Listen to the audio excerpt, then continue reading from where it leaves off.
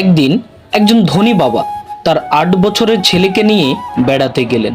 বাবা ছেলেকে দেখাতে চেয়েছিলেন যে একজন মানুষ কতটা গরিব হতে পারে। তার একটি দরিদ্র পরিবারের বাড়িতে সময় কাটালেন। সেখান থেকে বাড়িতে ফেরার সময় বাবা ছেলেকে জিজ্ঞেস করলেন, ওরা যে কতটা গরিব তা যদি তুমি দেখে থাকো, ওদের কাছ থেকে তুমি কি শিখলে? ছেলে উত্তর দিল, আমাদের একটি কুকুর আছে আর তাদের আছে 4টি কুকুর। আমাদের আছে ছোট একটি সুইমিং পুল আর তাদের আছে বিশাল বড় একটি নদী। বিভিন্ন ধরনের প্রদীপ আমাদের রাতকে আলোকিত করে আর তাদের রাতকে আলোকিত করার জন্য রয়েছে অসংখ্য তারা। আমরা খাবার কিনি আর তারা খাবার রান্না করে।